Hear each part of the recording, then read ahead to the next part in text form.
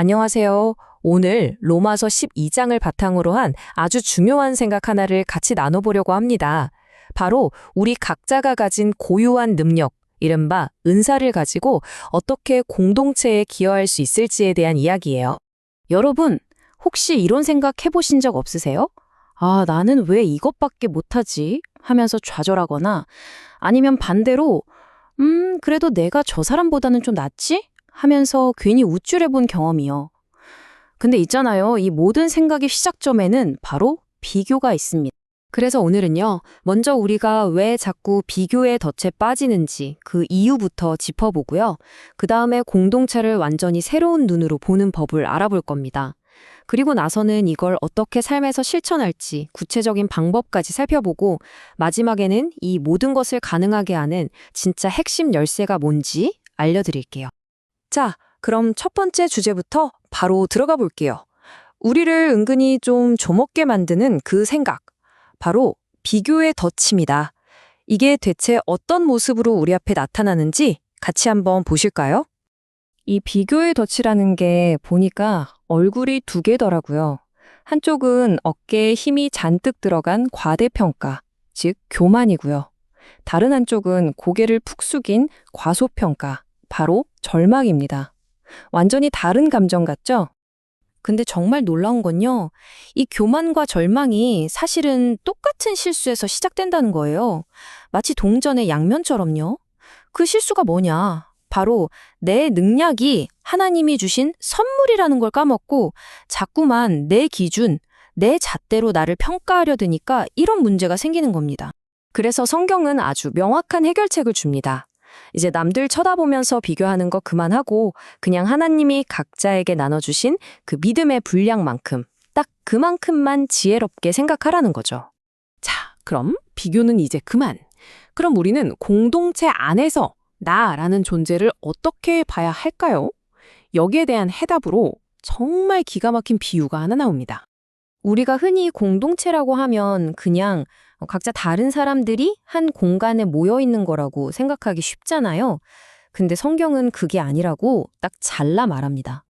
그게 아니라 공동체는 바로 하나의 살아 숨쉬는 몸이라는 거예요. 서로 긴밀하게 연결된 유기체라는 거죠. 이걸 바로 그리스도의 몸이라고 부르는데요.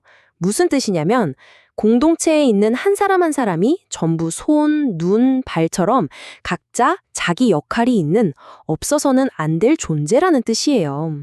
이 구절이 정말 핵심이죠. 손이 나는 발 필요 없어 라고 말할 수 없잖아요. 똑같은 거예요. 우리 중에 그 누구도 혼자서는 온전할 수 없다는 거죠. 이 몸 전체가 건강하게 움직이려면 모든 지체가 자기 일을 제대로 해줘야만 합니다. 다시 말해서 공동체 생활은 그냥 앉아서 구경하는 스포츠가 아니라는 겁니다. 벤치에 앉아있는 후보 선수는 없어요. 우리 모두가 각자의 포지션에서 뛰는 주전 선수인 셈이죠. 와, 정말 멋진 개념이지 않나요?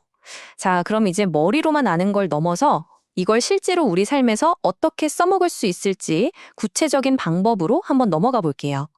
여기 표를 좀 보세요. 여러 가지 은사, 그러니까 재능들이 나와 있죠?